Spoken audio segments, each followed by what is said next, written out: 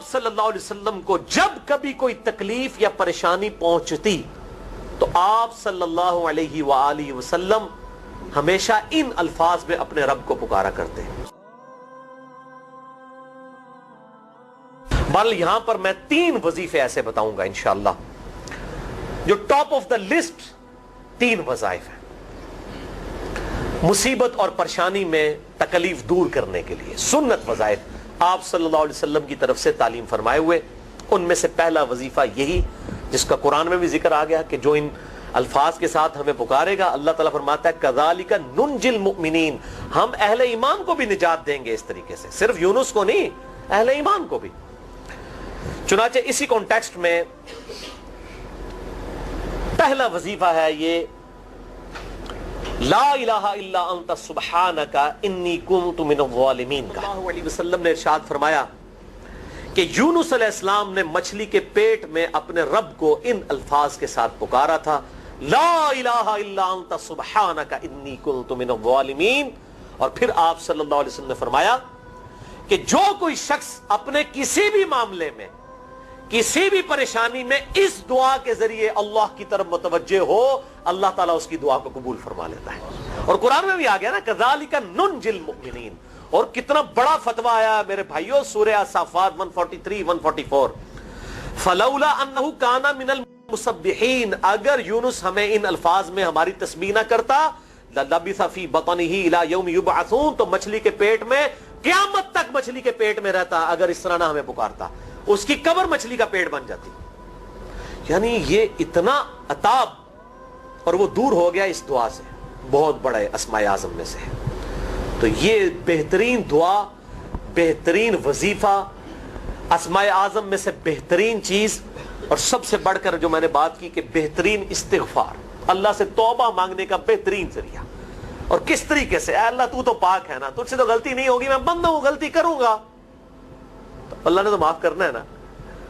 क्योंकि जब बंदे ने अपनी आर्जी का इजहार कर लिया है और अल्लाह ताला को बताया अल्लाह ये तेरी क्वालिटी है, तू गलती नहीं करता, तो मैं तो इंसान हूं, गलती करूं। तो ये है पहला वजीफा। दूसरा वजीफा वो भी जामिया तिर्मिज़ी में इंटरनेशनल नंबर के मुताबिक 3524 नंबर हदीस है, लेकिन तिर्मिज़ी का तरीक जो है वो ज़ईफ है। ये मैं पहले बता दूं, इमाम तिर्मिज़ी ने साथ लिखा है ये रवायत कमजोर है, लेकिन जरूरी नहीं होती कि रवायत अगर तिर्मिज़ी में कमजोर है तो कहीं और वो रवायत सही नहीं मौजूद है। इसकी सही सनद अल मुस्तदरक लिल हाकिम में इंटरनेशनल नंबर के मुताबिक 1862 नंबर मौजूद है, और सुनन निसाई अल कुबरा में 10,492 नंबर है, और मिशकात में भी 2,454 नंबर हदीस है इंटरनेशनल नंबर के मुताबिक। तो सही सनद अल मुस्तदरक लिल हाकिम और सुनन निसाई अल कुबरा के अंदर मौजूद है। और वो वजीफा है, अनस इब्न मालिक कहते हैं और साद इब्न अबी वक़ास कहते हैं रज़ियल्लाहु ताला अन्हुमा व अलैहिमुस्सलाम कि आप को जब कभी कोई तकलीफ या परेशानी पहुंचती तो आप सल्लल्लाहु अलैहि वसल्लम हमेशा इन अल्फाज में अपने रब को पुकारा करते, या हय्यु या क़य्यूम बिरहमतिका अस्तगीथ, ऐ खुद से जिंदा हर चीज को थामने वाले, मैं तेरी रहमत के साथ तेरी मदद का सवाल करता हूं। अस्तगीस बोलेंगे ना अलिफ के साथ, हमजा के साथ, तो ये सिंगुलर का सीगा होगा, और अगर हम बोलेंगे नस्तगीस नून के साथ तो ये जमा का सीगा बन जाएगा। ये मैं इसलिए बता रहा हूं, लोग पूछ रहे होते हैं जी बाज़ जगह लिखा होता है जनाब नस्तगीस, बाज़ जगह लिखा होता है अस्तगीस, क्या करिए, वो नस्तगीस जमा का सीगा बना लिया जाता है। जैसे दुआ है सुनन अबी दाऊद में अल्लाहुम्मा अजिरनी मिनन नार, लेकिन अगर जमा का सीगा बनाएंगे तो अल्लाहुम्मा अजिरना मिनन नार हो जाएगा। इस तरीके से दुआए कुनूत के अल्फाज हैं अल्लाहुम्मा हदीनी फी मन हदैत, तो जमा का सीगा होगा अल्लाहुम्मा हदीना फी मन हदैत। यहां पर भी है या हय्यु या क़य्यूम बिरहमतिका अस्तगीथ सिंगुलर का सीगा, और नस्तगीस प्लूरल का सीगा, जमा का सीगा। कितनी बेहतरीन दुआ है, ऐ खुद से जिंदा हर चीज को थामने वाले, मैं तेरी रहमत के साथ तेरी मदद का सवाल करता हूं। तो ये भी अस्माए आज़म में से है। सुनन निसाई अल कुबरा के अंदर सही सनद के साथ 10,492 और अल मुस्तदरक लिल हाकिम में 1,862 नंबर।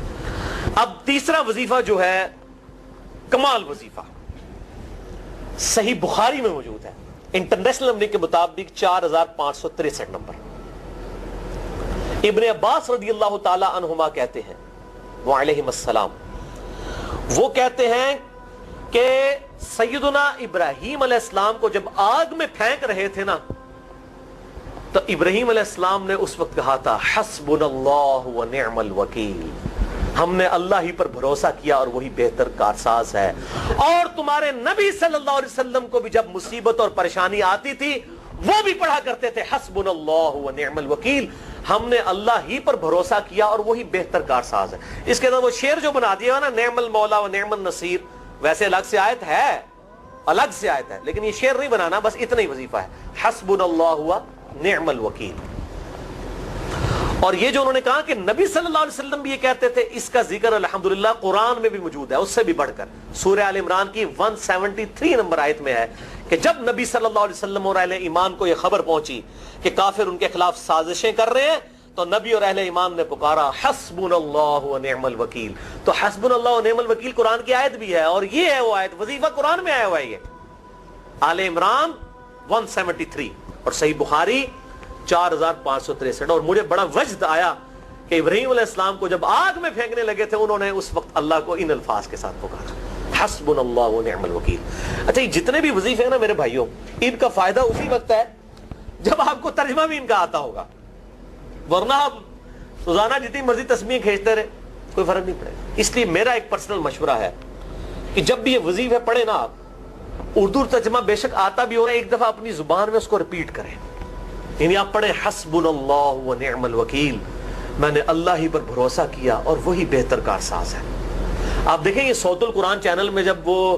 عربی چل رہی ہوتی ہے، جیسے ہی وہ مراج الدین خان کا ترجمہ شروع ہوتا ہے نا، کیسے کب کبھی تاری ہو جاتی ہے، کیونکہ وہ ہماری زبان میں بات ہو رہی ہوتی ہے نا، ابھی تو نہیں قیام اللیل میں رو رہے ہوتے، ان کی زبان میں بات ہو رہی ہوتی ہے، اپنی زبان کا اثر ہوتا ہے۔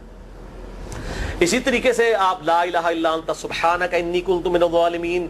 یا حسبنا اللہ و نعم الوکیل، یا حی یا قیوم برحمتک استغیث، جو بھی وظیفے پڑھیں نا، ایک دفعہ ان وظیفوں کو جب آپ الگ سے دعا مانگ رہے ہوں، اس وقت اس کو آپ اپنی زبان میں بھی دہرائیں۔ اور اس کے لیے کوئی تسبیح نہیں کھینچنے کی ضرورت کہ آپ نے اتنے 100 دفعہ پڑھنا ہے، تسبیح تو ویسے ٹھیک ہے، وہ آپ استعمال کر سکتے ہیں، لیکن آپ چلتے پھرتے اٹھتے بیٹھتے ہر وقت جس حالت میں بھی، اور صحیح مسلم میں حدیث ہے کہ یہ جو وظائف ہیں ان کے لیے تو کوئی وضو بھی کیا، غسل بھی پروٹوکول نہیں ہے۔ ام عائشہ کہتی ہیں نبی صلی اللہ علیہ وسلم حالت جنابت میں بھی اللہ کو یاد کر لیا کرتے تھے، صحیح مسلم میں حدیث موجود ہے، جنابت والے چیپٹر میں ہر حال میں اللہ کو یاد کرتے تھے۔ اور جو قرآن میں بھی دعائیں یا اذکار آئی ہیں نا، جب آپ حالت جنابت میں بھی اس کو کریں گے نا، تو اس پہ قرآن کا حکم نہیں لگے گا۔ تو جامعہ ترمذی اور ابو داؤد میں جو حدیث ہے کہ حضرت علی کہتے ہیں نبی صلی اللہ علیہ وسلم کو حالت جنابت کے علاوہ کوئی اور حالت قرآن پڑھنے سے مانے نہیں ہوتی تھی، تو اس سے مراد قرآن کی تلاوت ہے۔ اگر قرآن کی دعائیں جیسے ہیں بسم اللہ الرحمن الرحیم، یہ بھی تو قرآن ہے، سبحان اللہ بھی تو قرآن ہے، الحمدللہ بھی تو، یہ اذکار جو ہے نا، جب آپ اذکار کی نیت ہے، تو یونس علیہ السلام نے کتنے یاد کیتا ہے، فی الظلمات، مچھلی کے پیٹ میں، جہاں نہ کوئی اگر بتی تھی اور تعفن پھیلا ہوا تھا اور اندھیرا ہی اندھیرا تھا، یہاں پہ وہ جناب کس طرح وہ روشن کرتے ہیں، پھر 1.25 لاکھ دفعہ پڑھواتے ہیں۔ یعنی میں بتا رہا ہوں آدھا سچ بڑا خطرناک ہوتا ہے، یعنی آیت کریمہ کی اصلیت تو موجود ہے کتاب و سنت میں، لیکن آدھا جو سچ جھوٹ ساتھ ملا لیا نا، اس کی وجہ سے سارا بیڑا غرق کر دیا۔ تو یہ 3 وظائف تھے بڑے اہم اس حوالے سے، اور میں نے اس کو ضروری سمجھا کہ میں یہ ضرور بتا دوں تاکہ لوگ اس پہ ایجوکیٹ ہوں، ان وظائف کو کریں۔ اور مسئلہ نمبر 82 میرا الگ سے میرے بھائیوں ریکارڈ ہے، مسئلہ نمبر 82 اسماء اعظم اور دعا کی قبولیت سے متعلق جتنی بھی چیزیں ہیں، میں نے اس میں بڑی ڈیٹیل کے ساتھ الحمدللہ